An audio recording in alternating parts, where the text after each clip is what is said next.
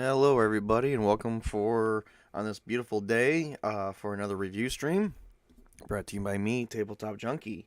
And today we're reviewing the Talislanta, the Guide of the Windships. So, Riding the Sky, a guide to windships. So, there won't be much to review on this, but I'm going to show off a few things right from the get-go because this is a book all about artwork with a few technical specs. If you're familiar with science fiction, most science fiction games, they do have the same thing in those as well. This actually talks about the science of windships and where the information is coming from. So not all bad. So we start off the book with this wonderful art. So it's all grayscale, not so bad. And I believe this was published. You can see it there for 2000 around 2006. So the only reason why I'm showing a lot of this off is because this is, like I said, very much all art and a little bit of information here. They talk about they begin talking about the science here. The parts of a windship, the science of a windship. Turns out that there is a toe, which is in the undernest. You can see that there. And then you have the pole in the upper nest. So they actually have two sets of nests.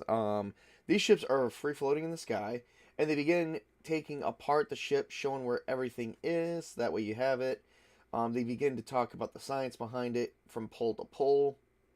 Purple, yellow, red, blue, green, silver, and black. The port, the bow, starboard, and the astern. Sparta Chris is in the chat. Welcome. Yeah, this is for Talislanta. And they even show you the points of the poles and how the field is supposed to be generated to make the thrust and allow them to be lifted. The wind ships are kind of generated by wind crystals, which is a natural growth on Talislanta. They do ship-to-ship communication, such as this means emergency, message acknowledged. They speak through flags, peace or truce, request permission, hold your position, request denied. And then they send up flags up a flagpole. And then we talk about the wind, the running, it just goes through constant stuff. I'm not going to keep reading all of this. This book is less than 25 pages long, but they go into every part and anatomy of the windship. And I'm actually quite glad that we actually got to see this because there are windships. And this just tells you how everything is all put together, including the engines and what causes the thrust. And then you get into classes of windships and their designs. There's many different types of windships. The one that we saw is mostly the biggest generic kind, which was probably the first kind that was ever built before we started playing around with the designs of them, making smaller, bigger ones, stuff that would actually work. It makes kind of, sense. So, and then we do have the hit points and costs and stuff. Like I said, they do go into a little bit of game mechanics near the end. This is page 18. Like I said, there's less than 25 pages. It's really good read. If you're going to play a game of Talislanta, yes, it is definitely recommended that you get that for both players and GM. I do highly recommend it. That can be found under the 4th edition on the Talislanta website. The Talislanta website, I believe, is currently in my description of my video. Very much in my description of my video, and you can definitely go in there, and it's called Riding the Sky, A Guide to Windships, under 4th edition. So that is something to look into, and you can even look into the science for all that for all editions, because there were windships since 1st edition. They just finally made a guide for it to explain the science for 4th edition. So Shads has sunstone and darkstones that do the thrust and braking. Oh, nice. Nice. Yeah, I think we're going to be, going forward, talking about stones, because we had wind stones and stuff like that. There's going to be other reviews where I'm going to be talking about using stones in TTRPGs. I think I'm going to actually do something on that. I'm not sure if it's going to be a review or just a talk show. because there's some things I definitely want to step on, because when it comes to elemental stones, that is mostly, I believe, if I'm not mistaken, Western culture type of lore and knowledge. If you've actually ever seen Avatar: The Last Airbender, or The Legend of Korra, that was Western culture based. Um, and a lot of the times when we use elements, like, elemental stuff like that, like wind, or no, we're not even gonna say wind. We're not even gonna say wind. Air, earth, fire, and water. It tends to be Western. Um, and I do have more stuff coming up on that going into the near future. So, just as long as it's not Ghost. Yeah, that's pretty funny. Well, unfortunately, this is not a very long review.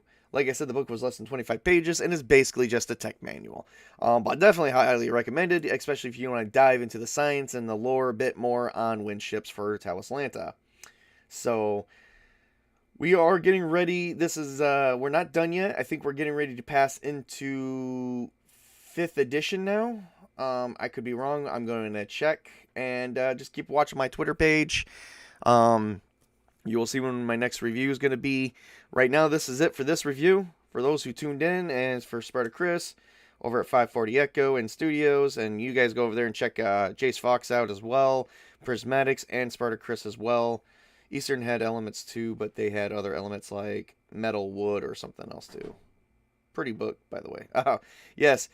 Yeah, that was actually, out of all the books I did review, I think that was the best one in artwork, minus the some of the ones I did in the beginning. Some of the books for 4th edition did fall short of art, sadly, or, other types of art that I would deem only appropriate for this. So yeah. All right, so yep, we are getting ready to. I believe that this does wrap up 4th edition, and we're getting ready to move into 5th edition. Like I said, keep watching my Twitter page. We will be doing more reviews. I'm trying to wrap up reviews for the second quarter. It looks like reviews will not be wrapped up until the second month of the second quarter of the year, because I do want to touch base on a few other reviews for indie developers. There's actually 3 indie developers I will be promoting this year. And no, you're not going to get all their names right now. So, but I did list them off, I think, in the last one of my previous streams, but it doesn't matter. There's 3 indie developers I do want to talk about. So, and some things I came across, just because I am a big fan of Avatar: The Last Airbender. No, I have not seen all the episodes. However, I'm about to sit down and probably watch them, as well as watching a few other things. So stay tuned. And then once the second half of the quarter is up, I plan on trying to be on more other streams, as well as doing some of my own stuff. Doing a lot of my own stuff. But when I focus on my own stuff, it will be strictly nothing but tabletop actual plays. Reviews for the year is coming to a close, only because I want to get more out of the way, have a bit more adventure, so that way, I can get more time. And of course, all this is due to getting a new job, so I have to figure out what comes first and what doesn't. So, something interesting to see in world building is with how Windships work. Yes, I think that's why they did it. And it was a very good book, very good writing. That's why I recommend it. So, all right. Well, that is everything I have this time. Thank you for everyone who's tuned in, and for those who do tune in, and if you're new to this channel, please subscribe.